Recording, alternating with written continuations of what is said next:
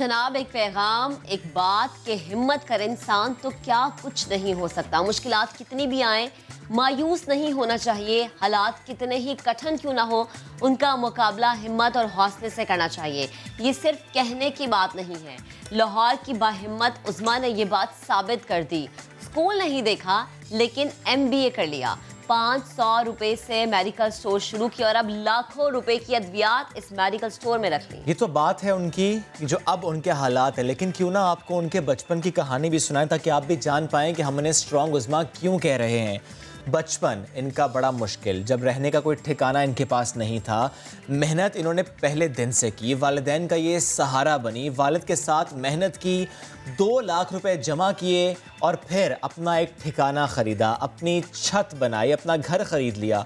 सब कुछ बेहतरीन चल रहा था, ज़िंदगी सहल हो गई थी। थोड़ी सी कहना चाहिए कि बेसकूनी से वो सुकून की तरफ आ गए थे।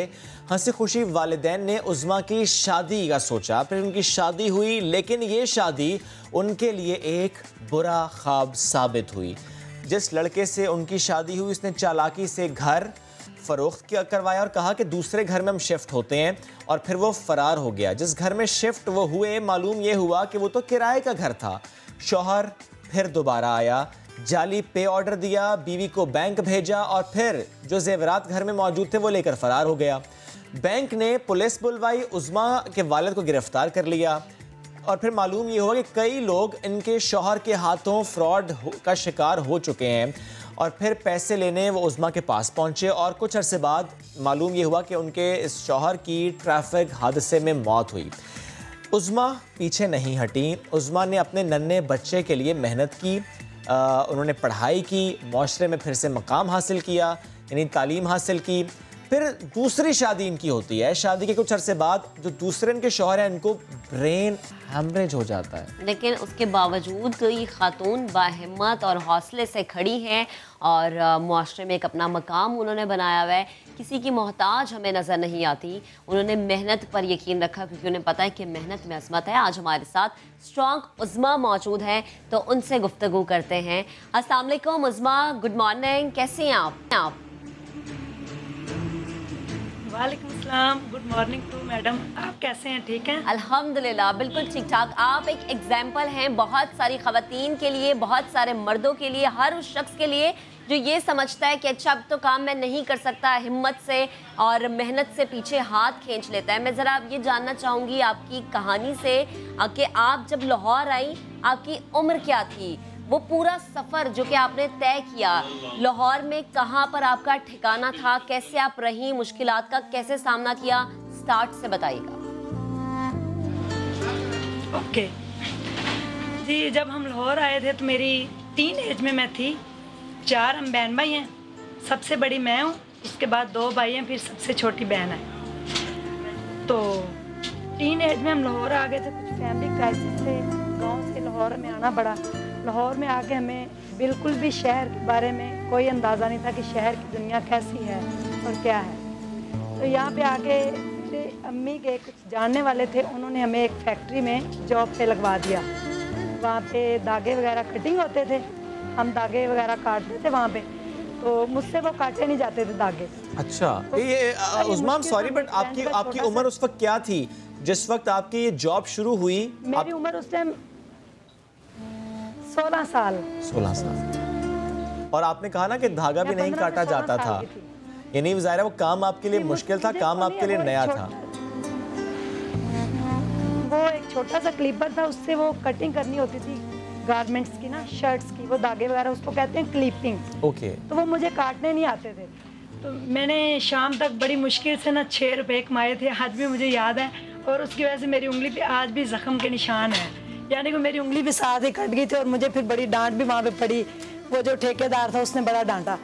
तो मेरे अब्बू साथ एक फैक्ट्री थी, वहाँ पे जूते बनते थे, वो वहाँ काम करते थे। उनको भी नहीं पता था कि कैसे काम करना है, वो उनके लिए बड़ा मुश्किल था। रेंट का हमारा एक कमरा था और मेरे बाकी 3 बहन भाई छोटे थे, उनको फिर हमने स्कूल में एडमिशन लेके दिया, दोनों भाइयों को और छोटी बहन को।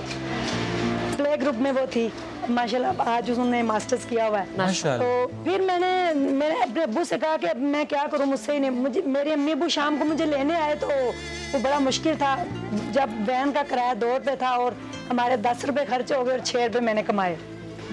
तो वो कहता है, ठेकेदार कहता है आपने 6 रुपये कमाए थे और आपके अम्मी अब्बू आए तो 10 रुपये तो किराया खर्च हो गए।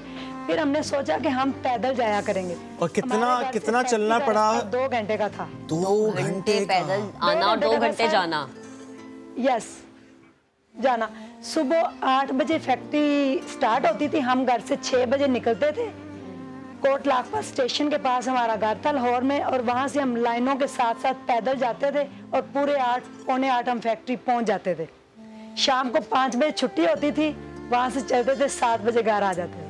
इस तरह हमने वो 8 रुपये रोज़ के बचाने शुरू कर दिए और उसकी हमने कमेटी डाली। और मेरी अम्मी यानी कि बिल्कुल वो भी सादा थी, वो घर में ना जर्सियाँ आती हैं ना, ये लेके उनको कटिंग करके तो उनके छोटे छोटे से यूनिफॉर्म बना के ना तो मेरे छोटे भाई को देती थी, दोनों को। वो फिर संडे को इतवार बाजार लगाते थे, वहाँ पे जाके वो बेचते थे। मेरी अम्मी सिलाई करती थी, वो फिर बेचते थे। फिर मेरी अम्मी रजाइयाँ भी घर में सिलाई करती थी।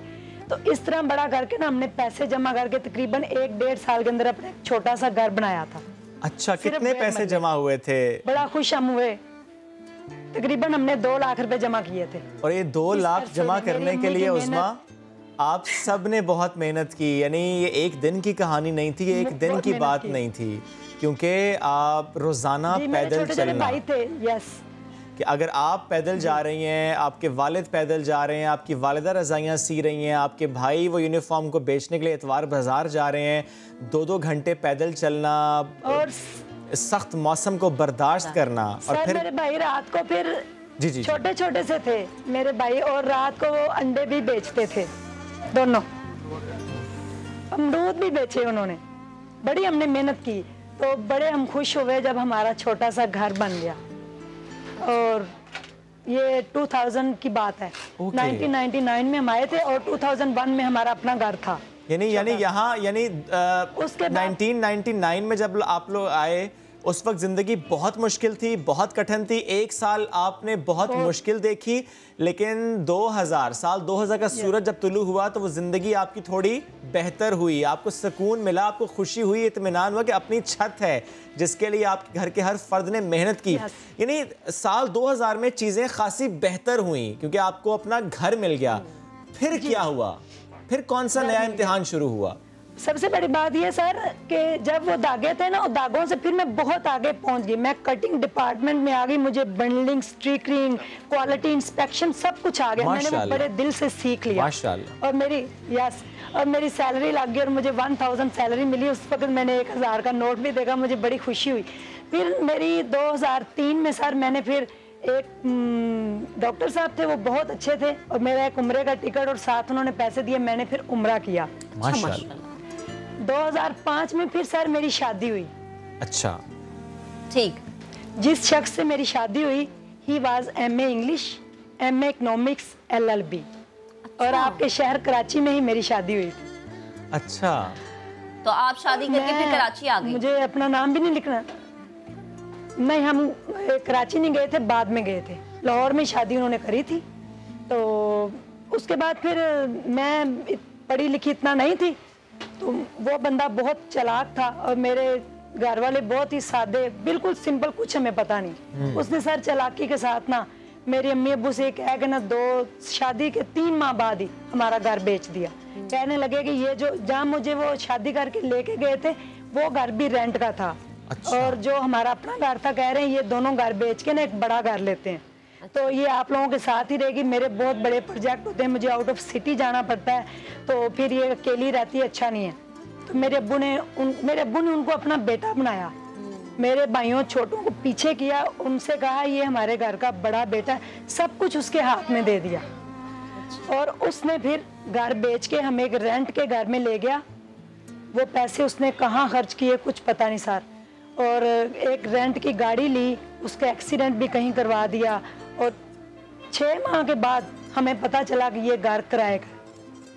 फिर हमने उससे पूछा कि ये घर किराए का। मेरी अम्मी बहुत रोई, मेरे अब्बू, सब कुछ लुट गया हमारा। हम सड़क पे आ गए, रोड पे आ गए हम। तो मेरी अम्मी इतना परेशान, मेरे अब्बू भी इतना परेशान कि अब हम क्या करेंगे। ये फिर दोबारा आए तो इन्होंने हमें कहा कि आप ऐसे करें, थोड़े से पैसे चाहिए तो रजिस्ट्री के लिए, तो आप ना ऐसे करें कुछ पैसों का करें। जो जेवर था मेरी अम्मी का और मेरा, वो भी ये ले गया। आप लोगों को उस वक्त शक नहीं हुआ उसमें? आप लोगों को उस वक्त मालूम नहीं हुआ कि इस शख्स ने तो धोखा दिया? हमें कुछ पता नहीं सर चला, क्योंकि सादगी थी आपकी, आप सब सादा लोग, बिल्कुल सिंपल लोग, सादा से लोग। जब मालिक मकान आए उन्होंने कहा इस घर का रेंट दे दें, हमने कहा ये घर हमारा अपना है। तो फिर हमें पता चला, और रेंट की तो सर दूर की बात थी, चलें वो तो हो जाता, उसने लोगों को इतने के चेक दे दिए थे मेरे भाई के। मेरा भाई सरकारी उस वक्त मुलाजमत करता था और उसने चेक बुक चोरी से लोगों को दे के चला गया। रात जब लोग आए हमारे घर तो हम डर के लोगों से, गोजरा में इनके हैं फुप्पो, इनके चाचू सारे उधर रहते हैं, मैंने कहा हम वहाँ चलते हैं, उनसे जाके कोई हेल्प करते हैं हमारी, उनसे जाके कहते हैं। आप बिलीव करें कि जनवरी की वो सर्दियों की रात मुझे आज भी नहीं भूलती। मेरी अम्मी, मेरे अब्बू, छोटी बहन, भाई छोटा और मेरा 3 माह का बच्चा, अल्लाह ने उनमें से एक बेटा दिया था मुझे। अच्छा। हम गोजरा पहुंचे और गाड़ी ने हमें किसी गलत रास्ते पे उतार दिया। वहां से हम जंगलों के बीच में से रात पैदल वापस गोजरा आए। तोबा टेक सिंह के कहीं पास उन्होंने हमें उतारा। इतनी सर्दी और इतनी वो ड्रोनी सी जगह जहाँ पे हम गए, हमने आगे दरवाजा नॉक किया तो मेरे ससुराल वालों ने हमें पहचानने से इनकार किया। उन्होंने कहा एक इंसानियत है कि सर्दी बहुत है, आप अंदर आए, ये 2000 रुपया ले लें और साथ हमें खाना खिलाया कि खाना खाएं, और सुबह यहाँ से 4:30 बजे ट्रेन चलेगी लाहौर के लिए, आप उसके ऊपर बैठे और लाहौर चले जाएं। 4:30 ट्रेन चली, हम वापस आ गए। सारा दिन हमने स्टेशन पे गुजारा बैठ के, इसका इंतजार किया। इसने कहा कि मैं आऊँगा लेने, नहीं आया। फिर उसके बाद सर हम घर आए, जैसे ही आगे हमने दरवाजा खोला, हम पार्क, एक रात हमने पार्क में गुजारी। फिर अगली रात भी बहुत सर्दी थी, मेरे बच्चे के लिए दूध नहीं था, बड़े बुरे हमारे हालात थे। आपका बच्चा उस वक्त कितना था? वापिस घर आए तो 3 माह का बच्चा, और आपने आई, किसी ने हमारी फ्रिज उठा ली, सोफा, सब सामान लोग उठा के ले गए। उन पैसों के एवज जो महल्लेदार थे वो सारे आए, उन्होंने कहा कि ये तो बड़े शरीफ से लोग हैं, आप इनको क्यों इस तरह कर रहे हैं। लेकिन हमें उस वक्त पता ही नहीं था कि 15 पे हम कॉल करें, कुछ ऐसा करें। उन्होंने एक झूठा पे ऑर्डर भी दिया। मैं और मेरे भाई बैंक में गए, बैंक वालों ने हमें बिठा लिया, मेरे अब्बू को जेल में पकड़वाया। 15 दिन मेरे अब्बू जेल में रहे थे, जिन्होंने, इतने सादा आदमी, उन्होंने कभी जेल, पता ही नहीं हमें जेल होती क्या। उसके बाद फिर ये आया, दोबारा माफी मांगी। मेरे अब्बू इतने सादा, इनको माफ कर दिया, कह रहा मैं आप लोगों का सारा जो नुकसान हुआ ये पूरा करके जाऊंगा। यानी कि उसका मतलब ये था कि अभी तो आप लोगों ने कुछ देखा ही नहीं। फिर सर इसने हमारे साथ रहना शुरू हो गया। मेरे अब्बू ने इनको माफ कर दिया, हमारे साथ रहना शुरू हो गया। ये हमारे साथ फिर 1 साल रहा। मेरा बेटा 1 साल 3 माह का था जब ये 28 फरवरी 2008 को हमें छोड़ के फिर गया, और उतनी दुनिया से चेक दे के, पैसा लेके, मेरे नाम के अकाउंट खुलवा के लोगों को पैसा दे के चला गया। उससे डबल दुनिया हमारे घर फिर पहुंच गई। जब हम पार्क में थे, वहां से मेरे एक अब्बू के दोस्त ने हमें उठाया, घर में राशन डाल के दिया और हमें एक रेंट का घर लेके दिया कि आप यहाँ पे आगे रहें। ये चला गया फिर सर। उसके बाद फिर मैंने सोचा कि अब मैं क्या करूं।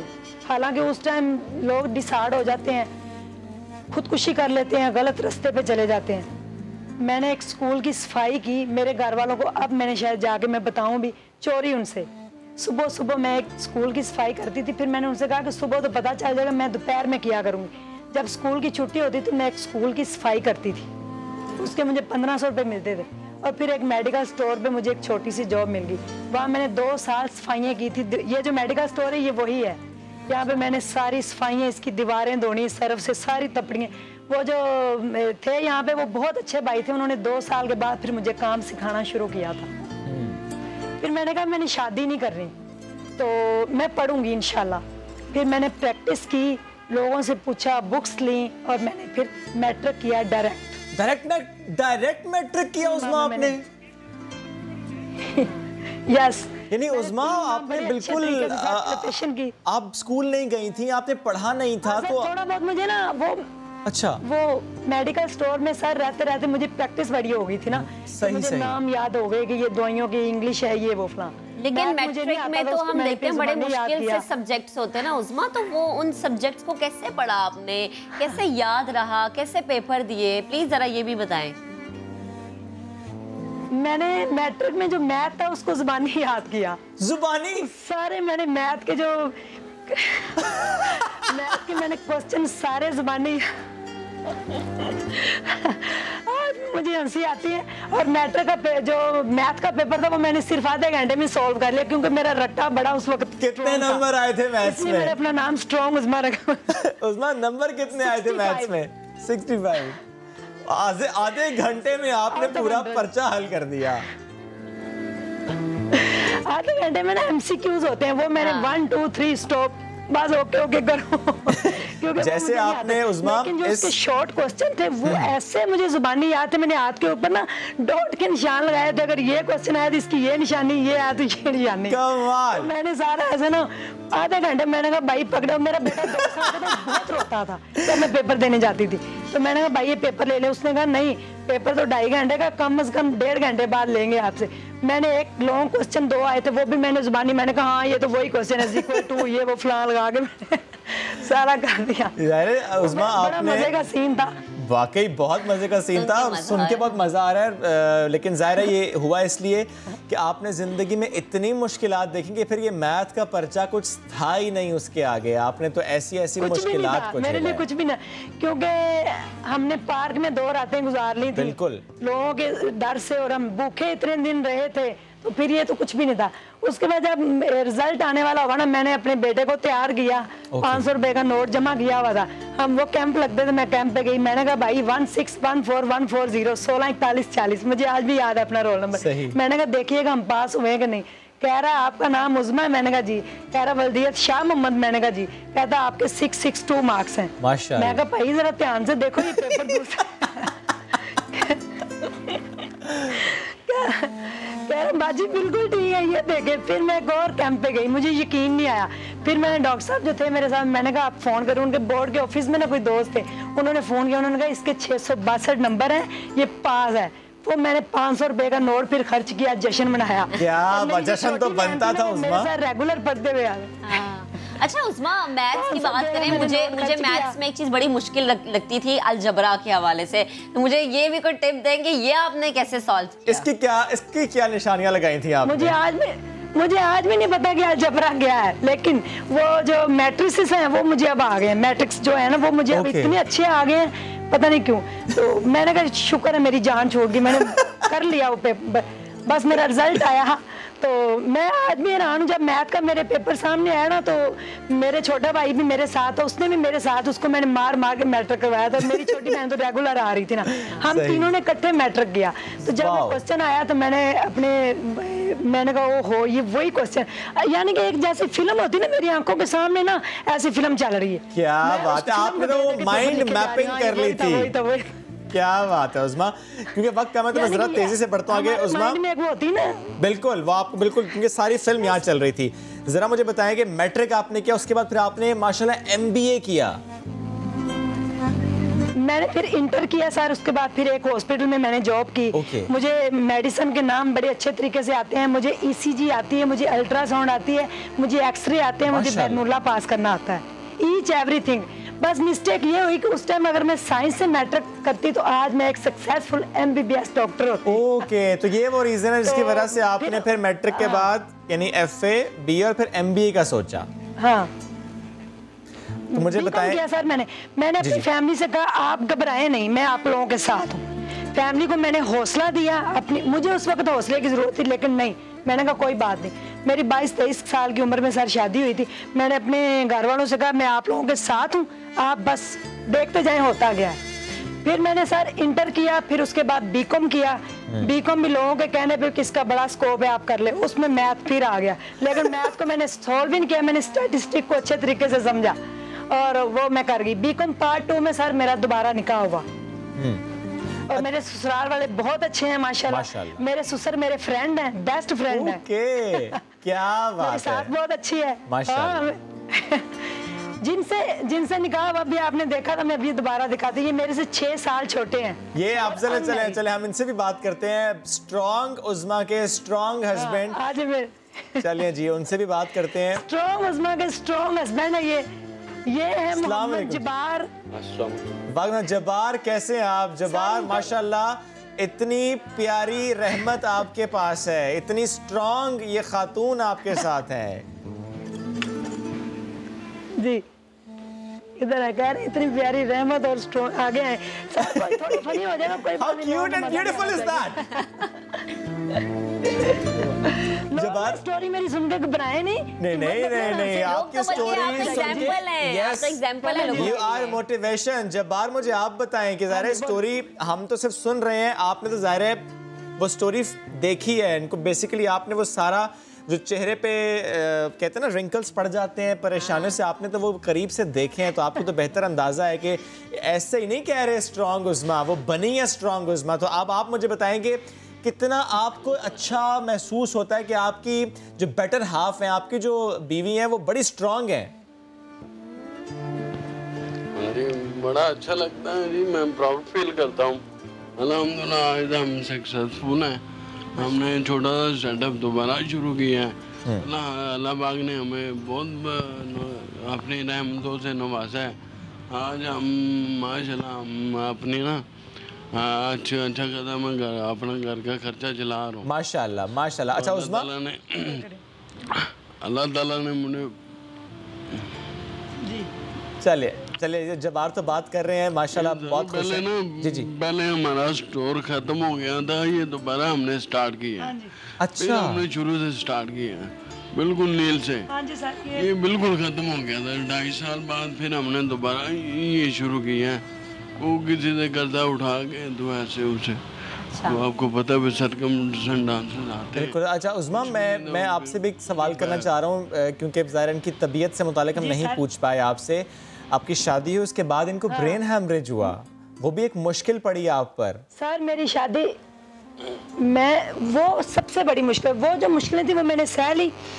जब मेरी बीकॉम पार्ट 2 में इनके साथ निकाह हुआ है ना, उसके बाद सर मेरी अल्लाह ने एक बेटी दी, इनमें से एक मेरी बेटी है और पहले एक बेटा है। मेरी बेटी 6 माह की थी तो मैंने इनसे फिर कहा, मैंने पढ़ना है, मैंने अपनी स्टडी नहीं छोड़नी।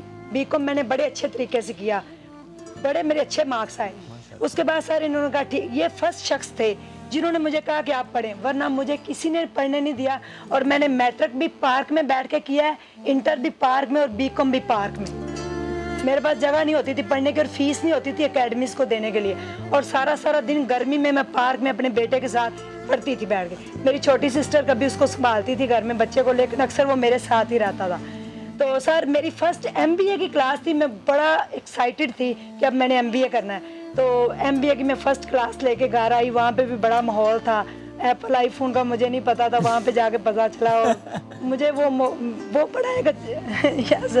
तो मैं फिर घर आई, मैंने इनको ये आए मेरे पास ना, मैंने इनको बताया रात को, मैंने कहा मेरी क्लास है और देखना इंशाल्लाह ताला अब हमने इतना पढ़ना है। वहाँ पे CGPA का कोई चक्कर है, अगर वो पूरा होना तो CGPA का चक्कर है, कमाल। उन्होंने कहा ठीक है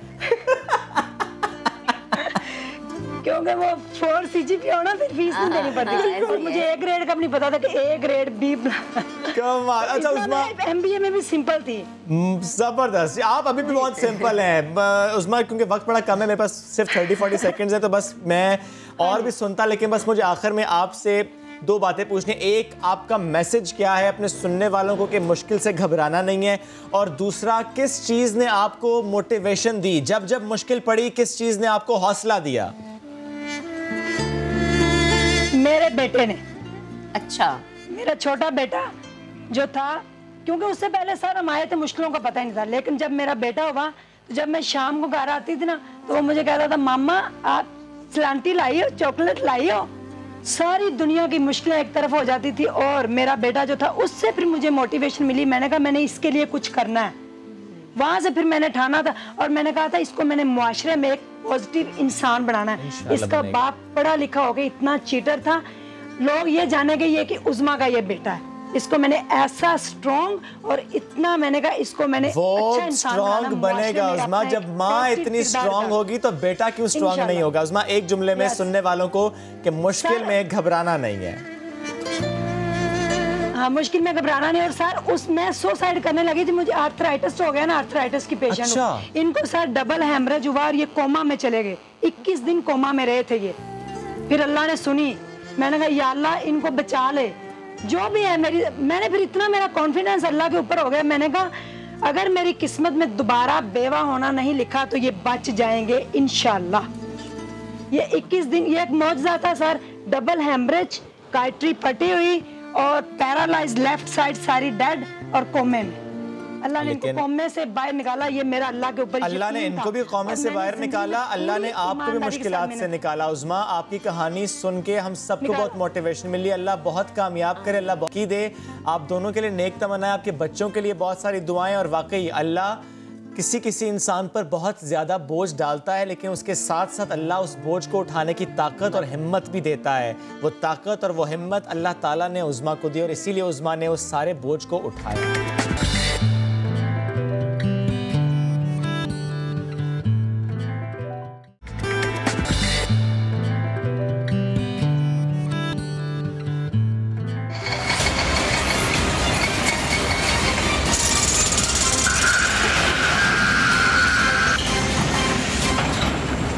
ढूंढो कि अगर शहरों शहरों मिलने के नहीं नायाब हैं हम, या कह दीजिए कि होने को नहीं कामयाब हैं हम, क्योंकि जो प्रोजेक्ट अनाउंस किया गया हुकूमत पाकिस्तान की तरफ से, जो ख्वाब दिखाया गया इमरान खान की तरफ से कि अपना घर होगा, अपना आशियाना होगा, जो अपने घर में नहीं है, जो किराए के घर में है, जिसके पास वसाइल नहीं है, उसको हुकूमत सपोर्ट करेगी। पहले ये कहा गया कि हुकूमत खुद घर बना कर देगी। इसी हवाले से सर्वेस भी हुए, इसी हवाले से फॉर्म्स फिल कराए गए। हमने फॉर्म्स फिल किए, हमने उसमें लिखा कि हम इस शहर में घर चाहते हैं, हमने उसमें डिस्ट्रिक्ट तक मेंशन किए। लेकिन उसके बाद क्या हुआ, हुकूमत ने ये तमाम जो मामला थे स्टेट बैंक की मुशावरत के बाद, इन जो फाइनेंसिंग वाला एलिमेंट था उसको मद्देनजर रखते हुए बैंक्स को इन्वॉल्व किया कि बैंक्स कर्ज देंगे। हुकूमत 125 गज के घर के लिए 35 लाख रुपए दे रही है, यानी state bank along with all the banks जो कि ऑन बोर्ड हैं इसमें, वो कर्ज देंगे। स्कीम तो आई, लेकिन सवाल ये है कि जो कीमत बताई जा रही है कि अगर इतना बड़ा घर हो तो आप इतना कर्ज ले सकते हैं, तो क्या उस कीमत में घर मिलेगा? किसी भी शहर में इस कीमत में नया घर मिलना तो नामुमकिन दिखाई देता है। लाहौर हो, इस्लामाबाद हो, कराची हो, क्वेटा हो, गुजरांवाला हो, सरगोदा हो, मुल्तान हो, पेशावर हो, कहीं पर भी 35 लाख में वो घर नहीं मिलता जिसका ख्वाब दिखाया जा रहा है, जिसका कर्ज दिया जा रहा है। तो फिर ये ख्वाब दिखाया क्यों अगर तकमील नहीं होनी थी? और इस तरह लोगों के जहनों में भी बहुत सारे सवाल हैं। यानी पाकिस्तान के हर चप्पे की अगर बात कर लें तो बड़े शहर में क्या इस कीमत में घर मिल जाएगा? अगर मिल भी जाता है तो वहाँ जनाब ना तो पानी होता है, ना बिजली और ना ही गैस की फराहमी। बेहतर निज़ाम हमें वहाँ पर नज़र आता है। एक और अहम बात यहाँ पर यह भी है जनाब कि घर ब्रांड न्यू हो और पहली बार बेचा जा रहा हो। ये बहुत सारी शराइत हैं। फिर आवाम ये सोचने पे मजबूर होती है कि गोया स्कीम से हमें क्या फ़ायदा होगा जब ये इतनी शराइत लागू कर दी गई हैं और इन शराइत पर पूरी उतरती कोई चीज़ नज़र नहीं आएगी। तो अपनी छत हर शहरी, हर इंसान का ख्वाब होता है कि अपनी छत हो, चाहे 2 कमरों की क्यों ना हो, बिल्कुल सही तो क्या बात। उसको वो अपनी छत मिलेगी? और चलिए, जब हम बात कर रहे हैं अपनी छत की, तो हम क्यों ना बात सिर्फ और सिर्फ अभी 5 मरला की कर लें, क्योंकि पंजाब में मरले पर ज़रा प्लॉट मिलता है, उसी के हवाले से कंस्ट्रक्शन होती है। और अगर हम कराची की बात कर लें तो 120 गज 125 गज के प्लॉट या कह लें कि कंस्ट्रक्शन होती है, उसमें कवर्ड एरिया थोड़ा सा कम होता है। बट क्या 35 लाख में ये घर बन सकता है? इस पर मजीद बात करने से पहले आपको रिपोर्ट दिखाते हैं। नया पाकिस्तान जिसका ख्वाब दिखाया इमरान खान ने, वो हर पाकिस्तानी के लिए था, वो हर शहर के लिए था। और हम हर पाकिस्तानी की बात करेंगे, हम हर तबके की बात करेंगे, हर शहर की बात करेंगे। सबसे पहले हम बात करेंगे बड़े शहरों की। कराची, लाहौर, इस्लामाबाद, क्वेटा, पेशावर, ये बड़े शहर हैं, इनको महंगा शहर समझा जाता है। इन शहरों में क्या सूरत हाल है?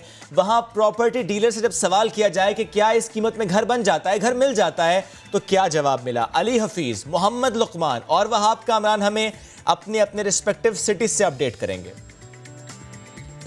जी बिल्कुल, अब नया पाकिस्तान हाउस स्कीम आ, मैं भी सोच रहा हूँ कि किराए के घर से जो है अपने ज़ाती मकान में शिफ्ट हो जाऊँ। तो 10 लाख में जो है 120 गज का प्लाट या 120 गज का मकान नया 35 लाख में मिल सकता है या नहीं। तो मैं तो निकल रहा हूँ अब घर ढूंढने के लिए शहर के मुख्तलिफ इलाकों में। देखते हैं कि 10 लाख का 120 गज का प्लाट या 35 लाख का जो नया मकान शहर में मिलता है या नहीं। आइए, तो हम पहुंच गए कराची के मिडिल क्लास इलाके अजीज़ाबाद ब्लॉक 2 में। यहाँ पर ढूंढते हैं कि 10 लाख में 120 गज का प्लॉट या 35 लाख में 120 गज का नया मकान दस्तयाब है नहीं। आप फरमाइएगा कि 10 लाख में यहाँ पर 120 गज का प्लॉट या 120 गज का नया मकान 35 लाख में मिल सकता है या नहीं मिल सकता? बिल्कुल नहीं मिल सकता। यहाँ पर इस वक्त जो ये ब्लॉक 3 का इलाका है, ये मेमन कॉलोनी है, ये मेमन वेलफेयर सोसाइटी के अंडर में है और सामने रोड क्रॉस करके ब्लॉक 2 पड़ता है, ये अजीज़ाबाद का इलाका कहलाता है। इस वक्त यहाँ पर जो मौजूदा सूरत हाल है, करंट पोजीशन कम से कम 2.5 करोड़ रुपए का प्लॉट है 120 गज का।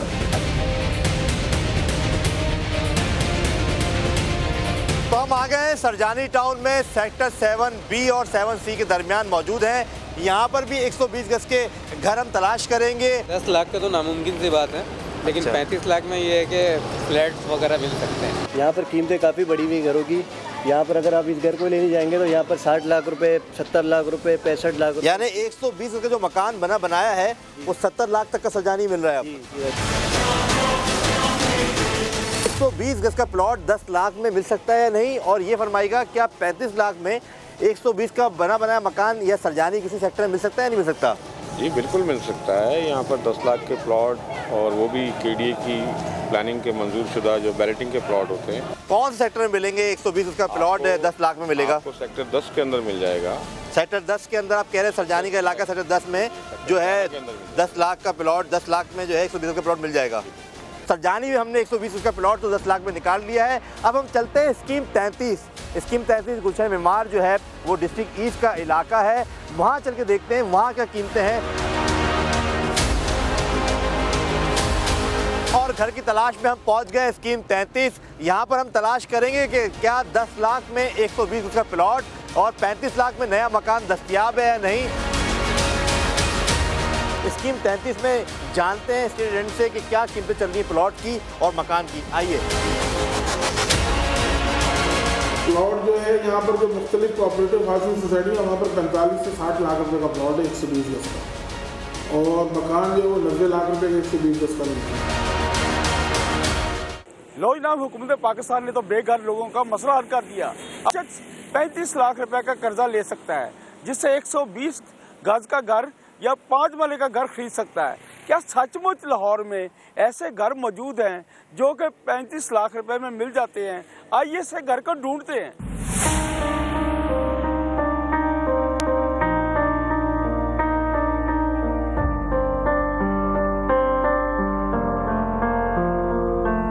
ये आपको कसूर वाली साइड पे जाना पड़ेगा, वो काना कसूर चूनिया वाली साइड पे, उस साइड पे मिलेगा। लाहौर शहर में तो नहीं मिलेगा आपको। 35 लाख के घर की तलाश में मैं अब एक और सोसाइटी में पहुंचा हूँ, लेकिन यहाँ पे भी मेरी दाल नहीं गल रही, क्योंकि साहबान लोग कह रहे हैं कि यहाँ पे भी घर की कीमत 80 लाख रुपए से कम नहीं। मिल जाएगा, किसी बदमाश को पैसे दो कब्जा कर देगा मालिकों को निकाल के।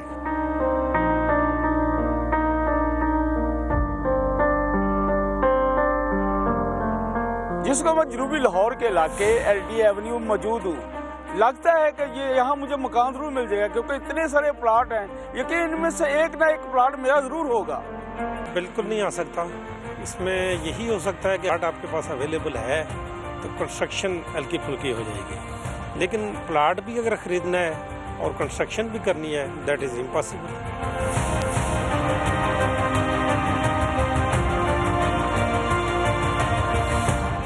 जनाब 35 लाख के मकान के लिए तो हमने लाहौर का कोना कोना छान मारा, कहीं पे भी 35 लाख का मकान नहीं मिला। हाँ, 5 मरले का जो प्लाट है वो तो 35 लाख में मिल जाता है, लेकिन उस पर 35 से 40 लाख रुपया जो खर्च आएगा वो कहाँ से लाऊंगा। आइए आपको इस्लामाबाद लिए चलते हैं, शायद शहर इक़्तिदार के लोगों को 35 लाख का मकान मिल जाता हो।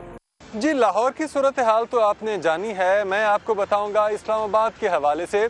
इस्लामाबाद में 5 मरले का जो प्लॉट है वो 139 गज के बराबर होता है, और इस्लामाबाद के मुख्तलिफ सेक्टर्स का, मुख्तलिफ इलाकों का, शहरी इलाकों का ख़ास तौर पर जायज़ा लेने के बाद हमें इतना तो अंदाज़ा हो चुका है कि आज के इस महंगे दौर में इस्लामाबाद के सेक्टर्स में या इस्लामाबाद की शहरी हदूद में 5 मरले का प्लॉट ख़रीदना या फिर उस 5 मरले के प्लॉट पर घर बनाना या बना बनाया 5 मरले का घर ख़रीदना तकरीबन नामुमकिन है एक आम आदमी के लिए, एक गरीब आदमी के लिए।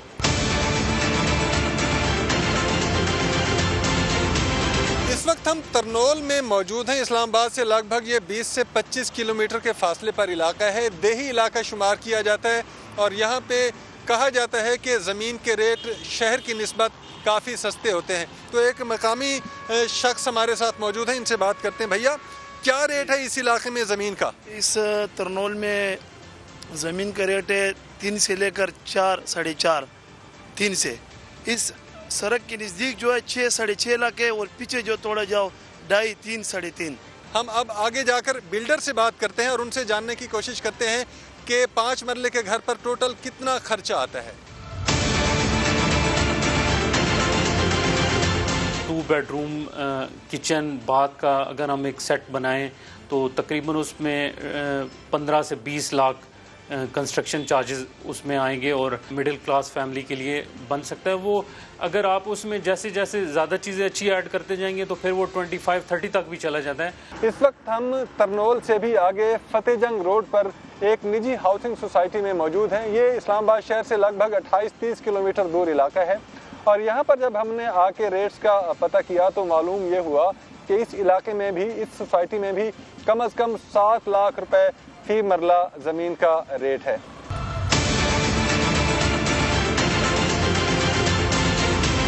$35 लाख की बात करते हैं तो जो चक्री इंटरचेंज है, सिटी से अवे निजी हाउसिंग सोसाइटीज़ हैं, वहाँ पे सिंगल स्टोरी पॉसिबल है क्योंकि वहाँ पे आपको 1.5 से 2 लाख रुपए मरला जगह मिल जाती है। यहाँ से तकरीबन सिटी से 50 किलोमीटर अवे जाना होगा आपको।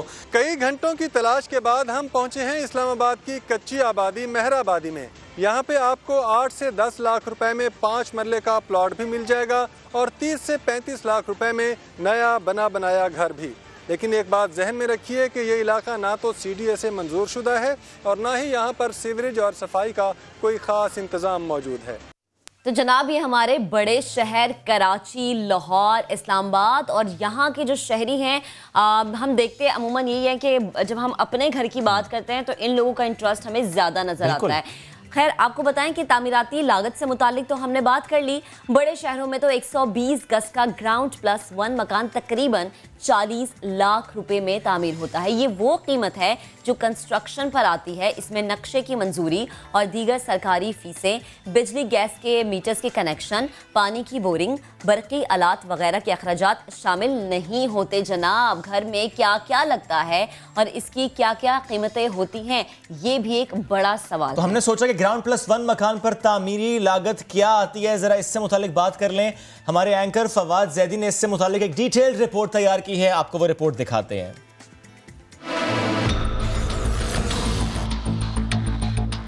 कराची में मुतवस्सित तबके के लोग आमतौर पर 120 गज के घरों में रहते हैं। आइए देखते हैं कि शहर कायद में 120 गज का ग्राउंड प्लस 1 मकान कितने में तामीर होता है।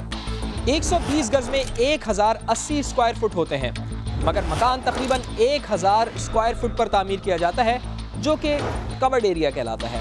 आजकल ग्राउंड प्लस 1 पर मजमूई लेबर कॉस्ट तकरीबन 5 लाख रुपए आती है। 4000 सीमेंट ब्लॉक की मालियत 10 लाख रुपए बनेगी। सीमेंट की 560 बोरियां लगेंगी और एक बोरी 600 से 700 रुपए की है, तो मजमूई लागत तकरीबन 4 लाख रुपए बन जाती है। रेती और बजरी के ट्रक आएंगे जिनकी मालियत 1 लाख रुपए होगी, यानी पूरे मकान में तकरीबन 2.5 लाख रुपए का सरिया भी लगेगा। इलेक्ट्रिक वायरिंग पर 1,25,000 रुपए खर्च होंगे। फर्श पर टाइलें, मार्बल वगैरह लगवाने पर 6 लाख रुपए तक लग जाएंगे। किचन, बेडरूम और फर्नीचर के लिए लकड़ी का काम, इस पर तकरीबन 4 लाख रुपए अखराजात आएंगे। एल्युमिनियम की खिड़कियों और शीशों वगैरह पर 1,75,000 रुपए लगेंगे। बाथरूम और किचन में सैनिटरी फिटिंग और वाटर सप्लाई फिटिंग पर कम से कम आपके खर्च होंगे 2 लाख रुपए, यानी फिनिशिंग कॉस्ट तकरीबन 2,50,000 रुपए होगी। 120 गज का नॉर्मल क्वालिटी का ग्राउंड प्लस 1 मकान तकरीबन 40 लाख रुपए में तामीर होगा, नक्शे की मंजूरी और दीगर सरकारी फीसेस, बिजली और गैस के कनेक्शन और मीटर पानी की बोरिंग, बरकी आलात वगैरह के अखराजात भी अगर इसमें शामिल कर लिए जाएं तो ये मजमूई खर्चा बन जाता है 44 लाख रुपए का, यानी 2200 रुपए फी स्क्वायर फुट तक खर्चा आता है।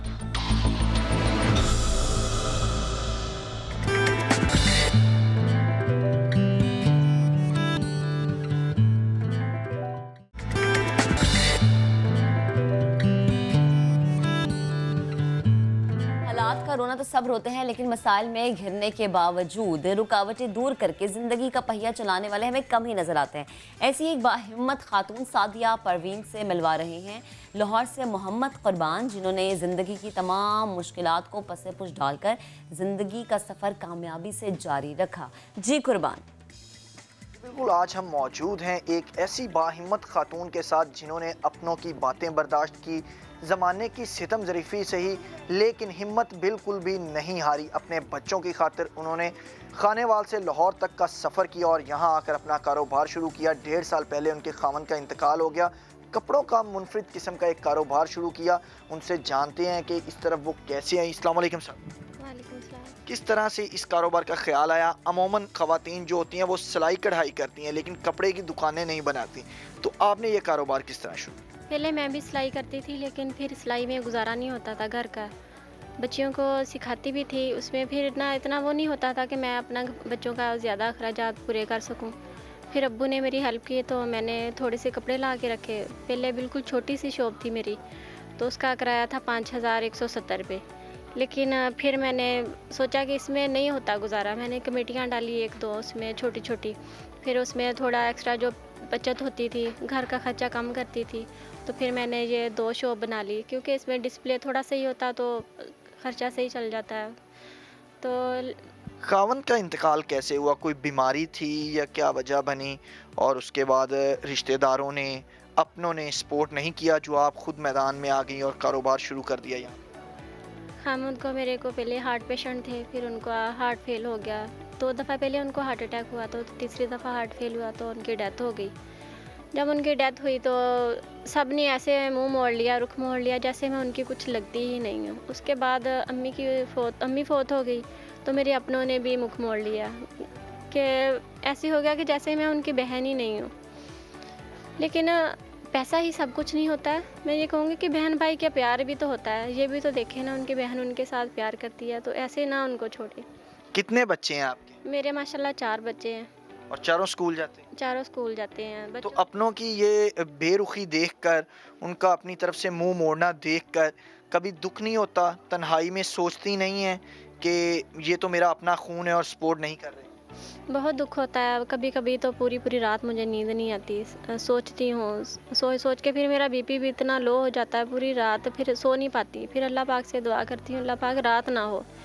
दुरूद इब्राहिम की तस्बीह भी करती हूँ, कुरान पाक भी पढ़ती हूँ, लेकिन दिल को तसल्ली नहीं होती। जब चारों तरफ देखती हूँ तो मुझे मेरे बच्चे ही नज़र आते हैं और कुछ नहीं नज़र आता। बच्चे सवाल नहीं करते रिश्तेदारों के बारे में, वालिद के बारे में कुछ भी?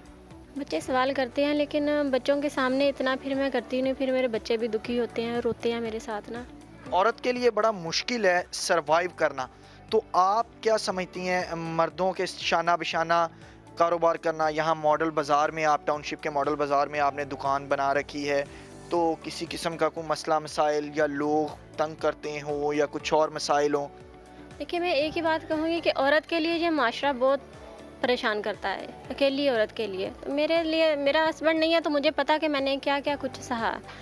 तो जिनके मर्द हैं वो भी काफ़ी लोग घरों में परेशान बैठी हैं, मैंने उनको भी यही कहा कि आप इधर आओ, आके काम करो, इंशाल्लाह आपको अच्छा रिस्पांस मिलेगा। ऐसे घर में वो परेशान होने से बेहतर है आप मर्दों के साथ शाना बिशाना निकले बाहर और काम करें। बहुत शुक्रिया सादिया जी। तो आपने सादिया की गुफ्तगू सुनी। उनका कहना है कि जो ख़वातीन हिम्मत हार कर घरों में बैठी हैं वो हिम्मत करें और घरों से बाहर निकलें, मर्दों के शाना बिशाना काम करें। जब काम करेंगी, मसरूफ़ होंगी, तो उन्हें एक खुशी भी महसूस होगी और ज़माने की सितम ज़रीफ़ी की तरफ से, अपनों की बेरुखी की तरफ से उनकी तवज्जो भी हटेगी। जी बहुत शुक्रिया, आपने अपडेट किया। यही हमारा दीन हमें सिखाता है कि मुश्किल में घबराना नहीं है। जब मुश्किल पड़े, कोई मुसीबत आए और कोई ऐसा मामला हो तो हम यही कहते हैं कि अल्लाह की इसमें भी कोई बेहतरी होगी। हमारे कायद ने भी तो यही कहा था कि मुसलमान मुसीबत में घबराया नहीं करते। लेकिन अगर पेट्रोल महंगा हो जाए तो थोड़ा घबरा लें। नहीं, उसका भी हल है हमारे पास। नया दिन के पास उसका भी हल है। आए रोज़ ये खबरें आती हैं जी पेट्रोल की कीमतें बढ़ रही हैं, शहरी बड़ा परेशान हो जाते हैं। तो अब बिजली से चलने वाली सवारी तैयार की है हमने खुद। खर्चा कितना आएगा? फी किलोमीटर खर्चा 1 रुपए से भी कम है। ये सवारी किसने बनाई, कितने में बनी और कितनी ज़बरदस्त है, अब्दुल रहमान ने पेशावर से रिपोर्ट तैयार की है, आपको दिखाते हैं। पेशावर का 24 साल नौजवान मोहिउद्दीन जो है तो मेडिकल का स्टूडेंट, लेकिन उसने बना दी पेशावर की पहले इलेक्ट्रिक मोटरसाइकिल। आइए उस हवाले से मजीद जानते हैं कि उन्होंने ये सफ़र कैसे शुरू किया।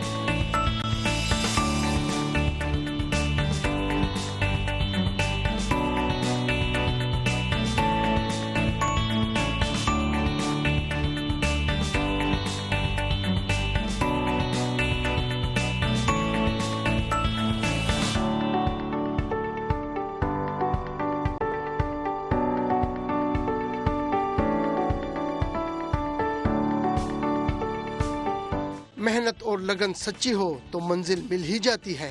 ऐसा ही कुछ कर दिखाया पेशावर के तालिब इल्म मोहिउद्दीन ने, जो है तो मेडिकल का स्टूडेंट, ताहम अपने शौक की तकमील के लिए इलेक्ट्रिक बाइक बना डाली। ना इंजन का शोर और ना ही पेट्रोल का खर्चा, सिर्फ 1.25 यूनिट बिजली से चले 100 किलोमीटर। मैं फर्स्ट ईयर MBBS में था जब मेरा एक पैशन बना इलेक्ट्रिक व्हीकल्स का, इलॉन मस्क से इंस्पायर होके और टेस्ला से इंस्पायर होके।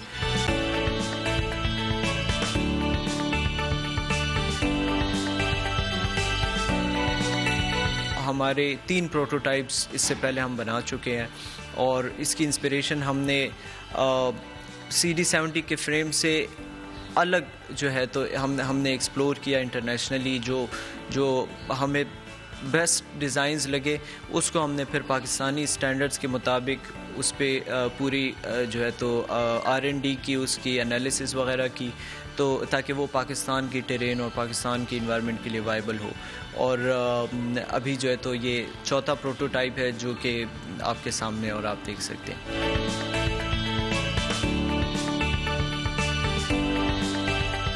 इसका खर्चा बहुत ही कम है। ये तकरीबन 1.75 यूनिट्स में की बिजली जो है तो वो कंज्यूम करके ये फुल हो जाता है और अराउंड 100 के करीब आपको ये रेंज देता है। उसके अलावा जो स्पीड है इसकी वो हमने लिमिट की हुई है 75 किलोमीटर पर आवर। बाइक की बैटरी और इलेक्ट्रिक मोटर गैर मुल्की, फ्रेम और सीट खुद डिजाइन करदा, जबकि शाक, लाइट्स, टायर व रिम और दीगर सामान लोकल मार्केट से हासिल किया गया है। ये बाइक जो है ये बिल्कुल माहौल दोस्त है, कोई धुआं ये प्रोड्यूस नहीं करती, इसमें कोई इंजन नहीं है, ये कम्प्लीटली फुली इलेक्ट्रिक है।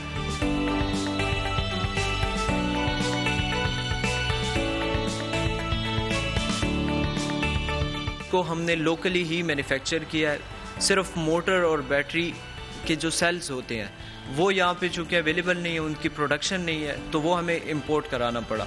और जैसी डिमांड बढ़ेगी तो फिर उसकी इंडस्ट्री भी इंशाल्लाह स्टार्ट हो जाएगी। उसके अलावा इसमें अगर आप मड गार्ड्स को देख लें, आप टायर्स को देख लें, आप रिम्स को, हैंडल को, सारी चीज़ें या लोकल मार्केट में अवेलेबल हैं और या फिर हमने फॉर एग्ज़ाम्पल सीट हो गई तो वो हमने बनाई है।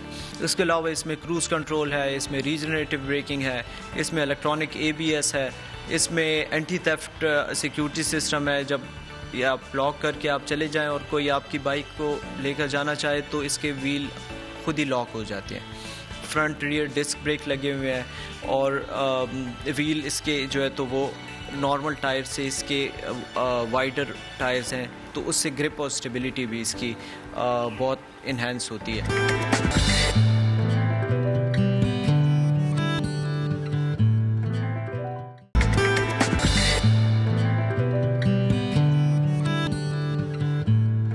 साल 2020 यानी 2020 में बहुत से नए सितारे हमारे सामने आए, बहुत से ऐसे चेहरे हमारे सामने आए जिन्होंने अपनी पहचान बनाई।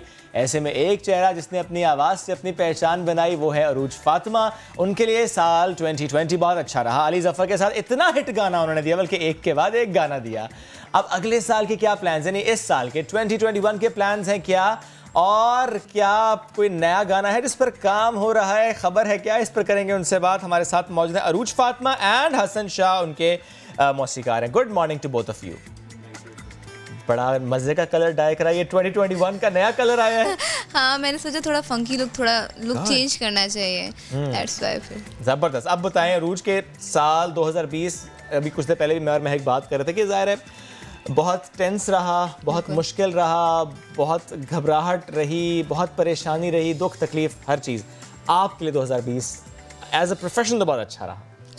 2020 देखें, कोरोना था अपनी जगह, मतलब कोरोना ने बहुत डिस्टर्ब किया हमारी लाइफ को, बट उसके अलावा भी 2020 मेरे लिए बहुत अच्छा रहा क्योंकि मतलब 2019 में वो लैला लैला आया था और अभी 2020 में अल्ले आया, तो मेरे लिए तो वो चीज़ें अपनी तरफ, लेकिन मेरे लिए तो वो बेस्ट मेमोरीज थी लाइफ। एग्जैक्टली। अच्छा, हम सबके लिए बड़ी अच्छी मेमोरीज हैं क्योंकि हम अभी भी, मैं उस दिन भी आपसे कह रहा था कि ये दो गाने हम सुनते हैं जब FM पे लगे हो तो हम आवाज़ बढ़ा देते हैं। तो ये बताएं, अरूज के नया प्रोजेक्ट, उस दिन भी आपने कहा था, बल्कि अली ज़फ़र ने भी कहा था कि एक और प्रोजेक्ट पे काम हो रहा है, और जब उन्होंने आपसे पूछा आप कश्मीरी हैं तो उन्होंने कहा कि why don't we try the Kashmiri song, तो काम हो रहा है उस पर, कुछ शुरू हुआ? काम उस तरह से, मतलब अभी वो अपने कुछ और जो उनके हैं उसमें बिज़ी हैं, इंशाल्लाह उनसे वो फ्री होते हैं तो फिर हम लोग प्लान करते हैं कश्मीरी का भी। महक की बड़ी फरमाइश आ रही थी कुछ देर पहले। हाँ, मैं ये कहती कि 2021 एक नई सुबह, एक नया दिन, नए साल का, तो कुछ गाना भी हो जाए। चलिए ठीक है, आगाज़ उस गाने से ही कर लेते हैं जिस गाने ने 2020 में धूम मचाई। हाँ।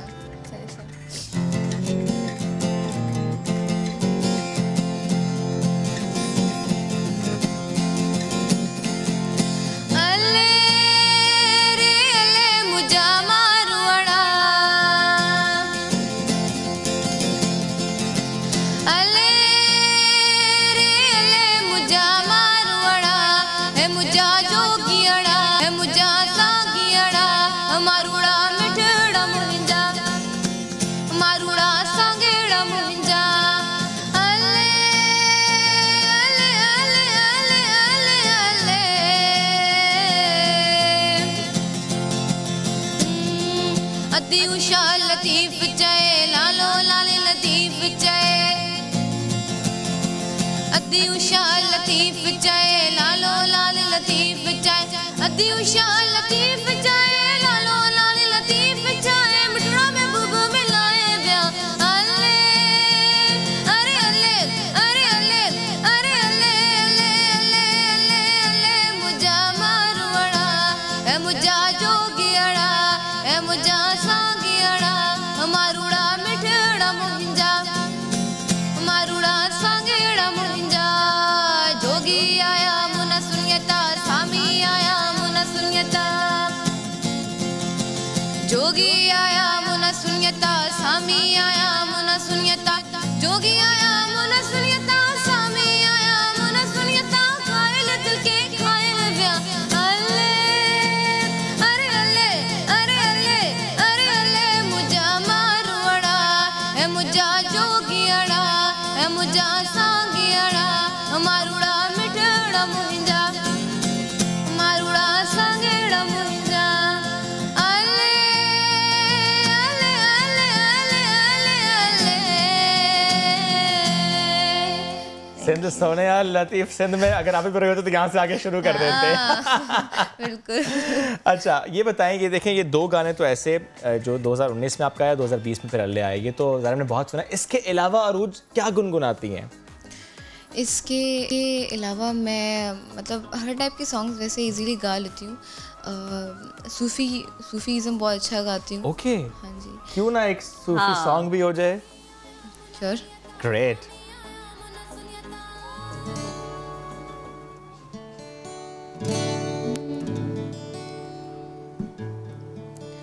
तेरे इश्क नचाया, तेरे इश्क नचाया, तेरे इश्क नचाया करके थैया थैया, छेतिया विवे तबीबा, नहीं तो मैं मर गईया, छेती बोड़ी वे तबीबा, नहीं तो मैं मर गईया, तेरे इश्क नचाया, तेरे इश्क नचाया, तेरे इश्क नचाया करके थैया थैया, छेती आवे तबीबा, नहीं तो मैं मर गईया,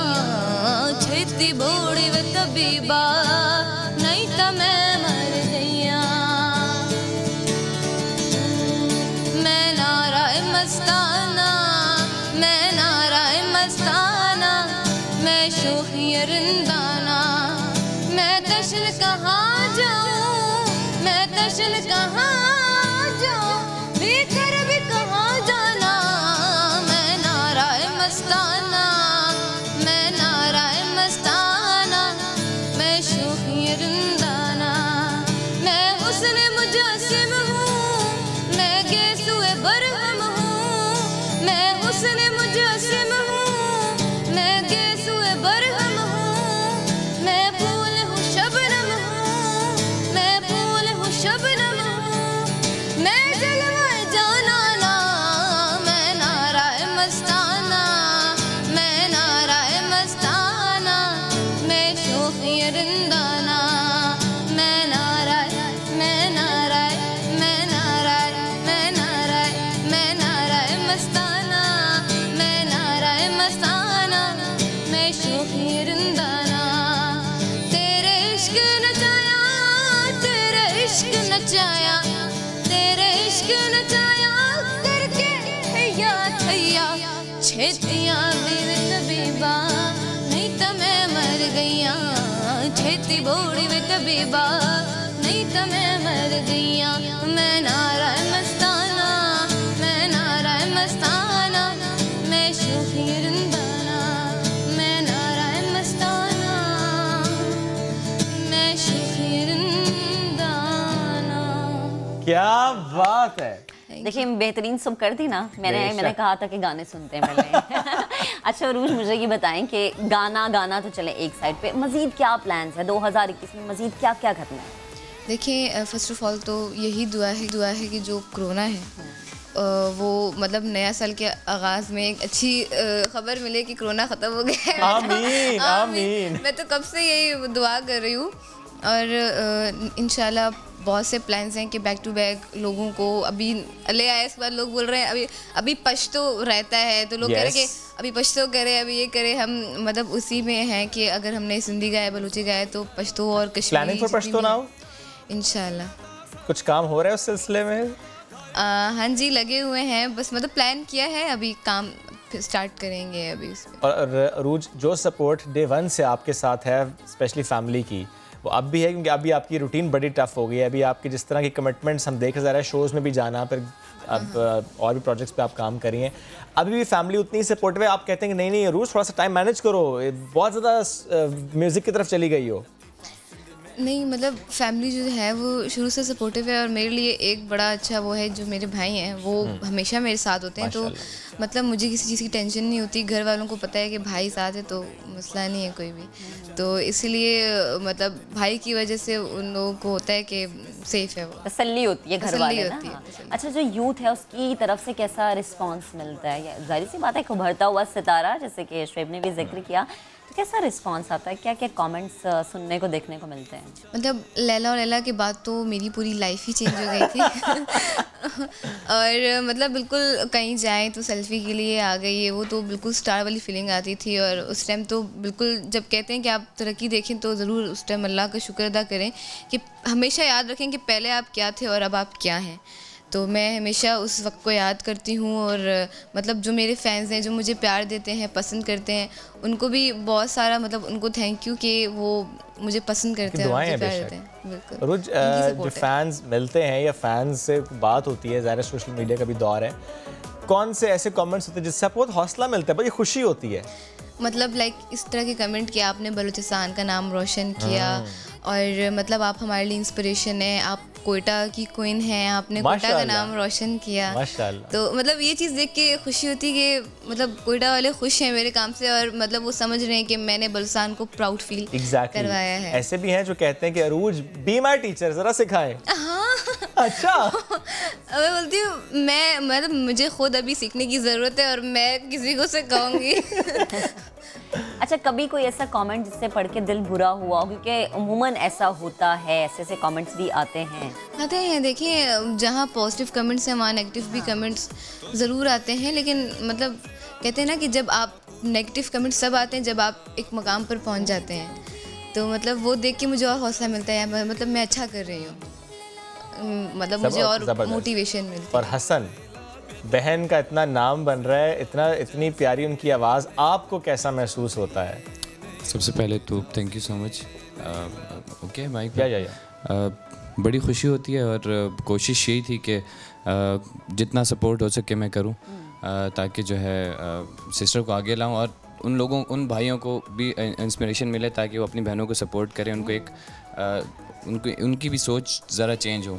जिस इलाके से हम बिलोंग करते हैं बिल्कुल थोड़ा सा टफ होता है, लेकिन अब करना चाहे तो हो जाता है। अब काफ़ी चेंज आ गया वहाँ पे और काफ़ी लोग जो हैं अब आ रहे हैं आगे, अपनी फैमिलीज़ अपनी बहनों को सपोर्ट करें, तो वो मेरे लिए हम सब के लिए और शायद आप लोगों ने एक एग्जांपल सेट की है बहुत सी ऐसी फैमिलीज़ के लिए जो आगे आना चाह रहे थे लेकिन उन्हें कुछ नज़र नहीं आ रहा था, तो now you are an inspiration. वक्त बड़ा कम था, लेकिन मैं चाहता हूँ कि एक ब्रदर सिस्टर का डियो फिर से हो जाए, और मेरी ख्वाहिश तो लैला और लैला की है, बाकी आपकी चॉइस है। चलो ठीक है, फिर आपको लैला और लैला ही सुना क्योंकि जब अरुज आते हैं मैं कहता हूँ और सब कुछ होगा, लैला और लैला तो लाज़मी होगा।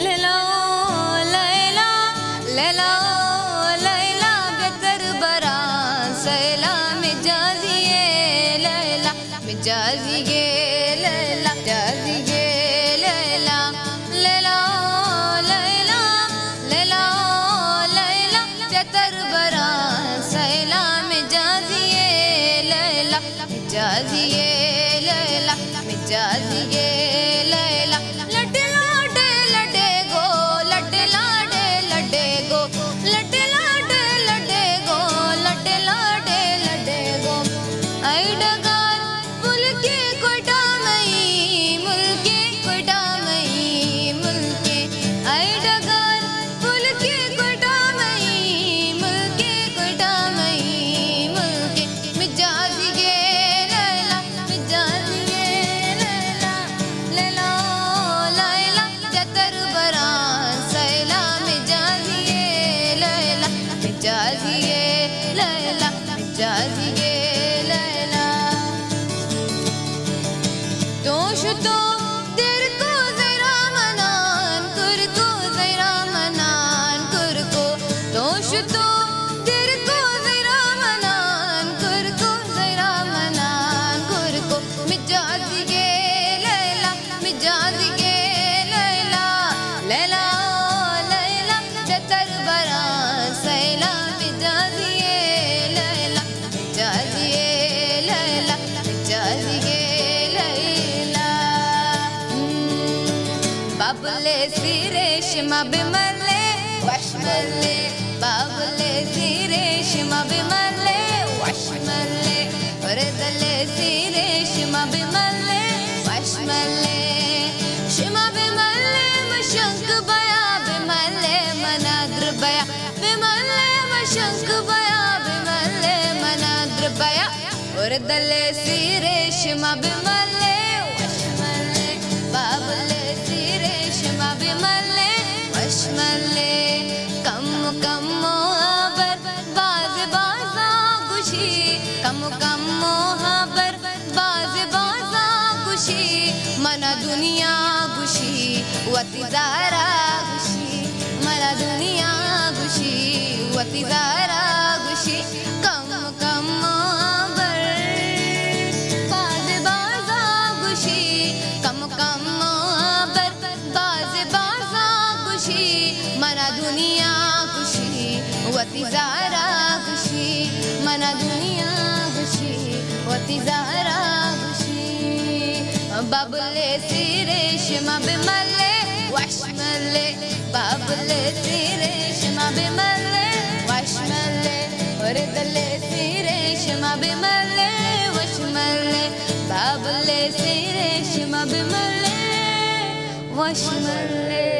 Thank you so very much, बहुत अच्छा लगा। सबसे अच्छी बात अरूज की ये है कि जब हम कहते हैं गाना सुनाओ तो वो वाकई फिर ना प्यास बुझाती है, वो पूरा गाना सुनाती है। मुझे सबसे अच्छी बात अरूज की लगती है, समझ में ना आ रहा, उसमें भी झूमने का दिल कर रहा है। Exactly, क्योंकि आवाज बहुत प्यारी है, वो बड़ा अच्छी फील के साथ गाती हैं आप। All the best for 2021 and the new projects. बहुत अच्छा लगा आप दोबारा हमारे पास आई रूज।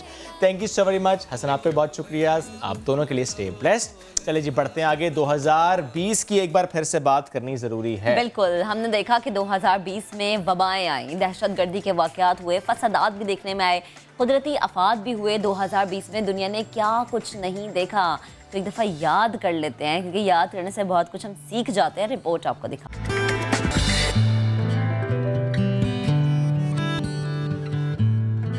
Welcome back after the break. और अब हम कॉफ़ी नहीं पी रहे, हम पी रहे हैं एक बड़ा स्पेशल सा कावा। इस कावे का नाम है स्ट्रेस फ्री कावा। और एक कावा हमने बिल्कुल नहीं बनाया, जिसने बनाया है समझ तो आप भी गए होंगे कि हम किन की बात करने वाले हैं। We have with us doctor Bilquis. Good morning. अस्सलाम वालेकुम। Thank you. एक तो ये कि टेस्टी बहुत है ये कावा, खुशबू बहुत अच्छी है। हाँ, इसका नाम आपने स्ट्रेस फ्री कावा क्यों रखा? क्योंकि ये स्ट्रेस, टेंशन, एंजाइटी, इन तीनों को जो है ना मतलब काम डाउन करने में आपकी मदद करता है। अब बताएं इसमें क्या कुछ। अच्छा, मुझे इसमें ना लेमन ग्रास का तो फ्लेवर महसूस हो रहा है, उसके अलावा क्या क्या है? मैं बताती हूँ।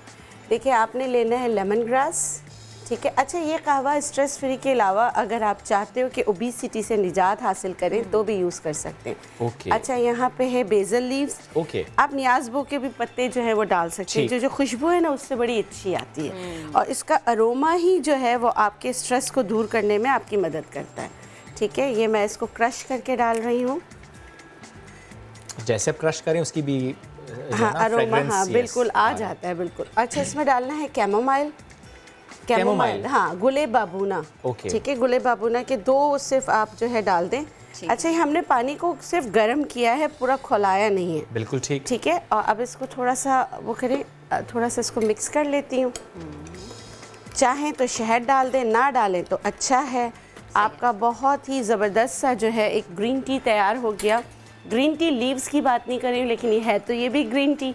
अब ये जो ग्रीन टी है ये आपको स्ट्रेस, एंजाइटी, टेंशन, डिप्रेशन से निकालने में आपकी मदद कर सकता है। कोई ऐसा जो बन रहा है उसकी खुशबू कितनी प्यारी आ रही है। सबके लिए है या कोई ऐसा है जो जिसके लिए आप कहेंगे अच्छा, नहीं? ये उनके लिए, उन बच्चों के लिए भी जो हर वक्त रोते रहते। अच्छा, बिल्कुल, इतनी ज़बरदस्त। इसमें लेमन ग्रास कम कर दीजिएगा, बेसल और ना कैमोमाइल डाल के बच्चों को दे जो हर वक्त रोते रहते। यानी जिन बच्चों का पता नहीं चलता कि बिला वजह रो रहे हैं, क्योंकि पता ही नहीं चलता कि उन्हें मसला क्या, बिकॉज़ बता नहीं सकते।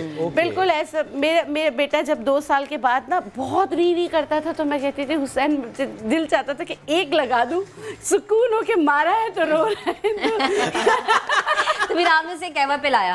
कैमोमाइल मैंने उसे काफ़ी दिया, उससे काउंट डाउन, क्योंकि हुसैन जो मेरा बेटा है ना वो बहुत शरीर है, तो इसलिए बच्चे शरीर आ रहे हैं। आयुष बच्चे शरीर रहे हैं। अच्छा, कैमोमाइल गुले बाबूना, कैमोमाइल और बेसल लीव्स डाल के आप बच्चों को दे, शहद डाल के। यकीन करें, इतने जो बहुत ज़्यादा ऐसे हाइपर होते हैं ना, वो कभी इधर कभी उधर, समझ ही नहीं आ रहा था कहाँ से पकड़े, कहाँ बिठाए, कहाँ बांधे, उनके लिए भी अच्छा है। उनमें आपने लेमन ग्रास नहीं डालना है, बट लेमन ग्रास जो है आपके मोटापे को कम करने में आपकी मदद करता है, स्ट्रेस को कम करने में मदद करता है। और जो आप स्ट्रेस फ्री टी बनाएंगे तो एक स्ट्रेस एंजाइटी इसलिए भी होती है कि आप मोटापा आ रहा है, ओबेसिटी है, तो वो आप जिस तरह महक कल कह रही थी ना, हाँ। एक स्ट्रेस ये है कि मोटापा आ रहा है, और मोटापा आ रहा है तो स्ट्रेस है। मैं बताती हूँ, आप गलत कर रहे हैं। देखिए, आपको पूछा गया जी आपको स्ट्रेस किस चीज़ का है? मोटापा हो रहा है। मोटापा क्यों हो रहा है? स्ट्रेस आप ले रहे हैं। तो ये सर्कल चलता रहता है। बाल क्यों गिर रहे हैं? स्ट्रेस ले रहे हैं। स्ट्रेस क्यों ले रहे हैं? बाल गिर रहे हैं। तो ये उन सब लोगों के लिए, ये उन सब के लिए। अब ये बच्चों को, सॉरी आपकी बात कटी, बच्चों को जब दूध देते हैं, अगर फॉर एग्जांपल बच्चे ना कावा पी रहे हैं, दूध में डाल के दे सकते हैं उबालते हुए या नहीं? नहीं, पानी में ही देना है, कावा बना के देना। ठीक है, आप प्लीज आप बताएं, आप क्या बता रही हैं? बस मैं यही कह रही थी कि ये एक टी ये तैयार हो गई। दूसरा आप थाइम टी भी ले सकते हैं। थाइम टी, थाइम, जैसे पानी को खोलाया, आपने थाइम उठाया। अब थाइम और एक और चीज़ है सना के पत्ते, ये मिक्स किए हुए आपने? जी, थाइम और सना के पत्ते मिक्स किए हुए। अब अगर नज़ला, ज़ुकाम, खांसी है तो आप ये वाले जो है थाइम और सना लीव्स बहुत कम डालिएगा प्लीज़, बहुत ही कम। जैसे देखिए, अगर इसका रेशो आप देखें तो 2 से 3 है बस।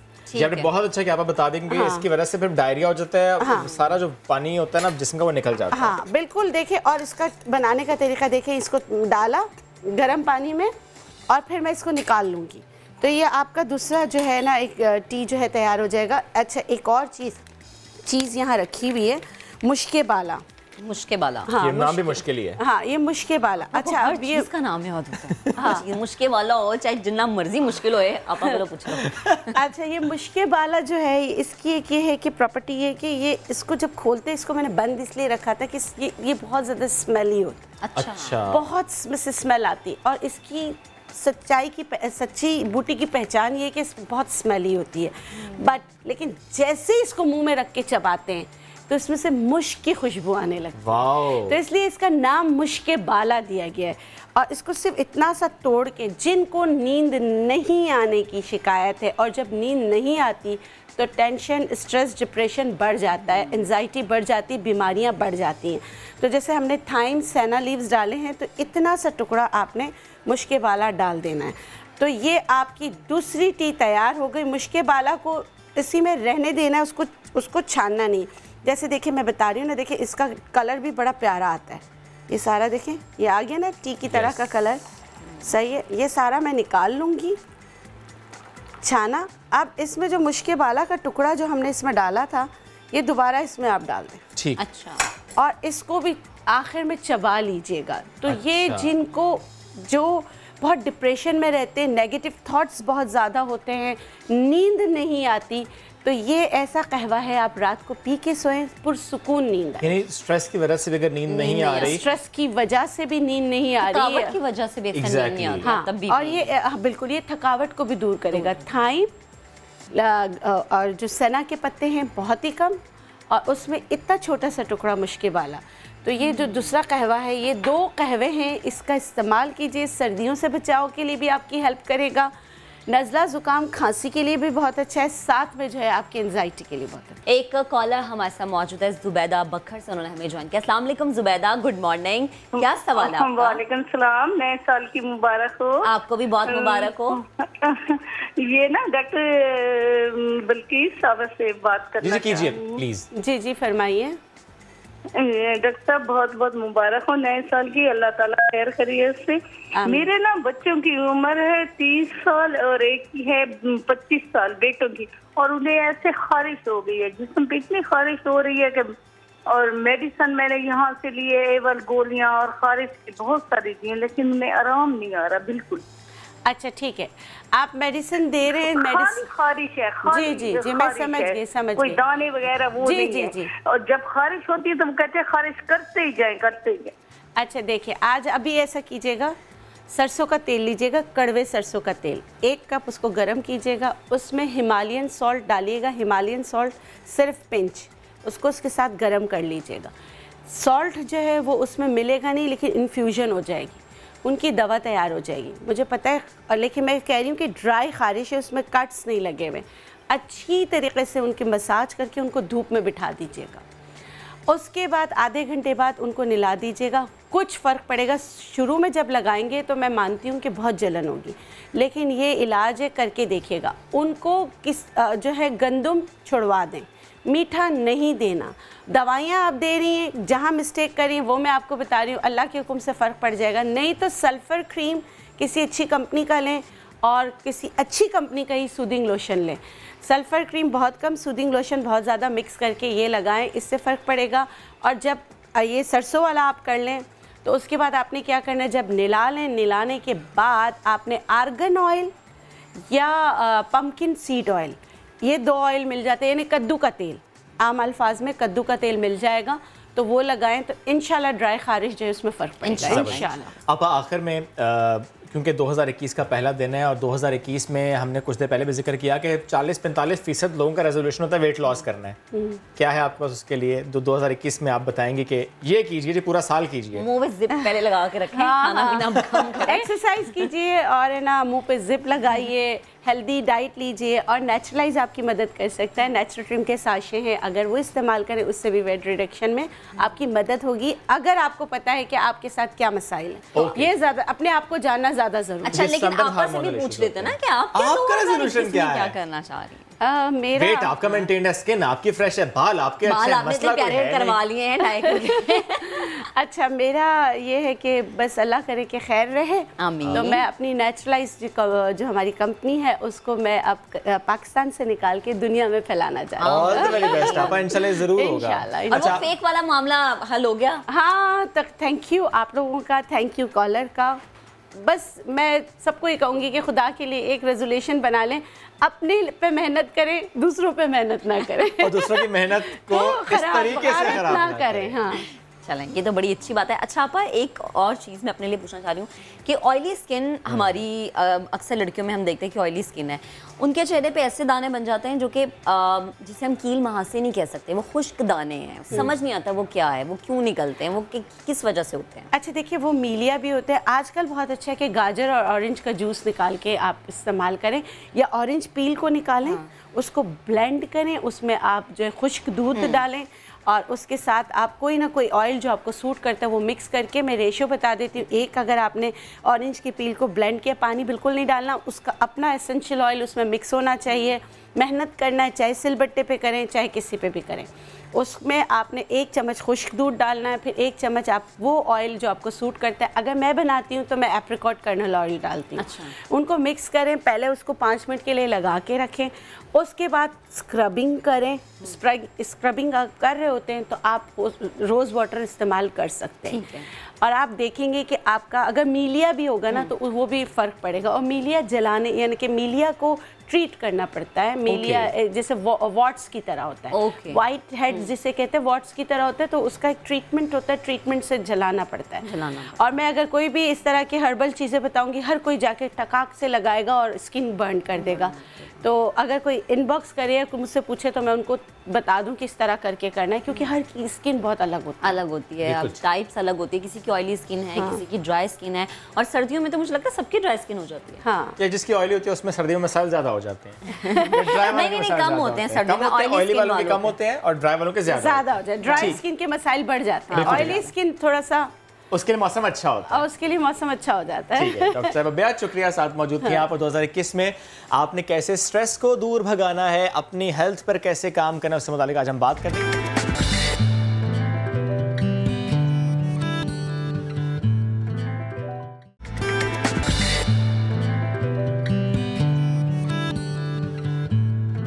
साल 2020 हमारी कई ऐसी प्लानिंग थी जिस पर पानी फिर गया।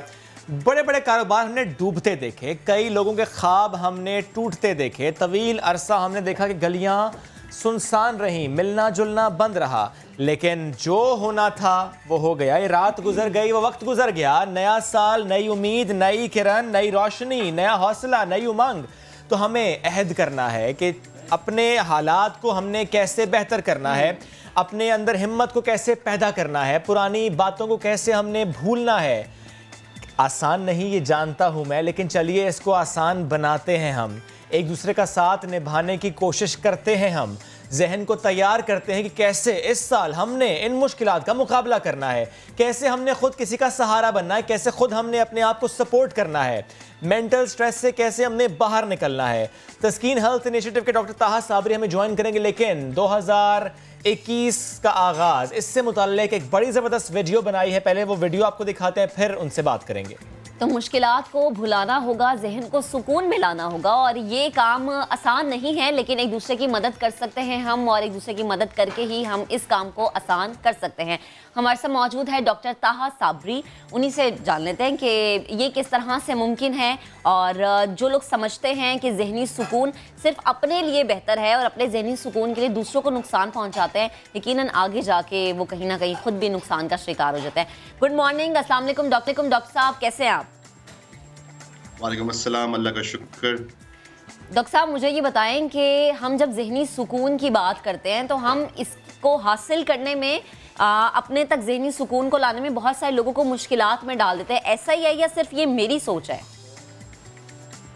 बिल्कुल, देखिए हम सब टेंशन महसूस करते हैं, और टेंशन से मुकाबला करने के लिए हम मुख्तलिफ तरीक़ेकार अपनाते हैं। कुछ तरीक़ेकार फ़ायदेमंद होते हैं, कुछ तरीक़ेकार नुकसानदेह होते हैं। दूसरों को नुकसान पहुंचाना गुस्से के ज़रिए, तो वो एक बहुत आम तरीका है जिससे हम अपनी टेंशन दूसरों पे उतारते हैं, और वो बिल्कुल एक नुकसानदेह तरीका है क्योंकि हमारे ताल्लुकात को मुतासिर करता है। डॉक्टर साहब, आप ये समझिए कि इस वक्त आपके पास एक पेशेंट आया है। वो पेशेंट आप में अपने खैरखा भी ढूंढ रहा है, वो पेशेंट आप में एक टोटका एक्सपर्ट भी ढूंढ रहा है, वो पेशेंट आप में एक मोटिवेशनल स्पीकर भी ढूंढ रहा है, वो पेशेंट आप में बहुत सारे रिश्ते ढूंढ रहा है। वो पेशेंट ये चाहता है कि आप उसको गाइड करें कि 2021 में उसने अपने स्ट्रेस, एंग्जाइटी, माली परेशानियां, रिलेशनशिप के मसाइल, कोई भी मसला है उससे छुटकारा हासिल करना है, तो कौन से स्टेप्स लेने होंगे? बिल्कुल, देखिए सबसे पहले तो ये रियलाइज करना कि हम अकेले नहीं हैं। सही, एक ये हम अक्सर इसमें जो लोग टेंशन में मुब्तला हो जाते हैं तो वो बहुत मायूसी एक्सपीरियंस, तन्हाई बहुत महसूस करते हैं। मुझे लगता है वो सिर्फ वो ही उस मसले से गुजर रहे हैं। लेकिन ये जानना बहुत ज़रूरी है कि ये एक आलमी वबा है, तो इसमें हम इंडिविजुअली नहीं, हम सब इसमें अफेक्टेड हैं। तो एक ये बहुत अहम है।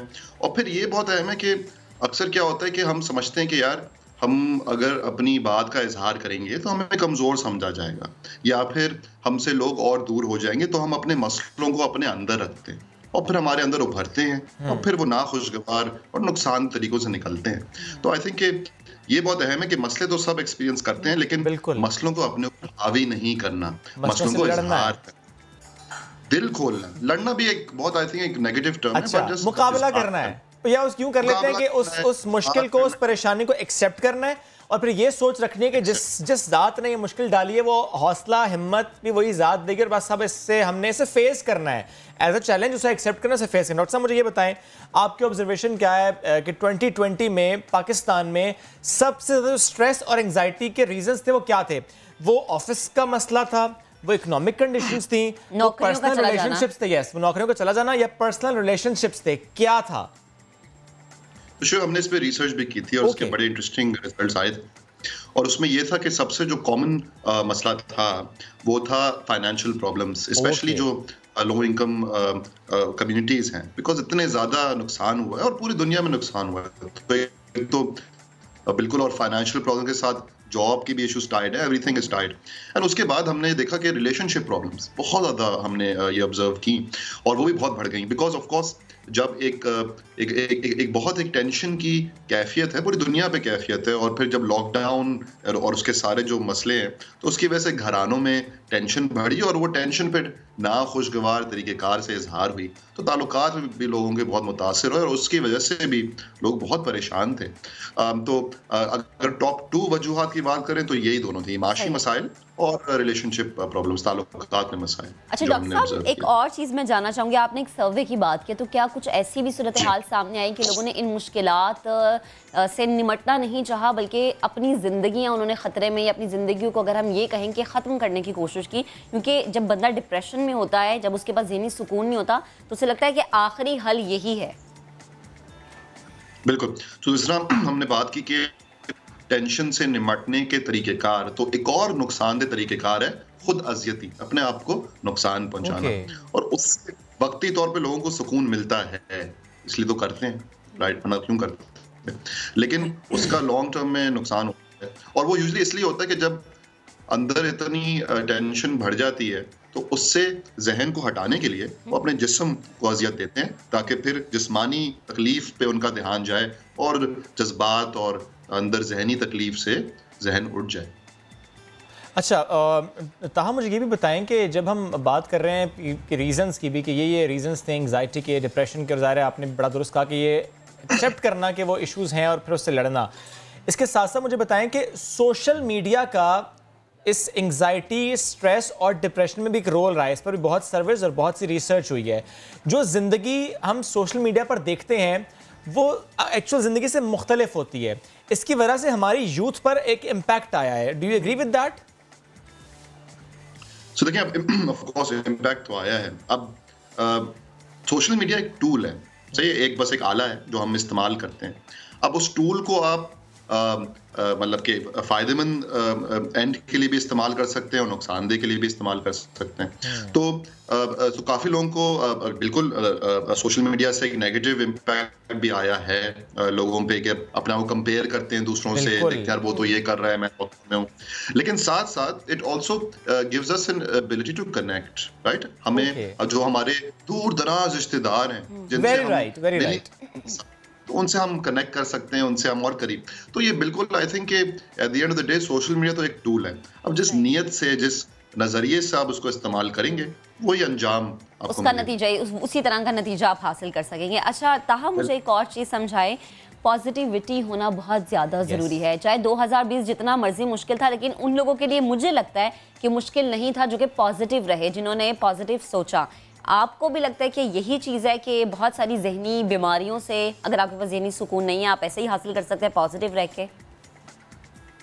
देखिए, एक शेर है जो हमारे एक पार्टनर कहते हैं कि जब अंदर का मौसम खुशगवार है तो हर समय बहार है। सही।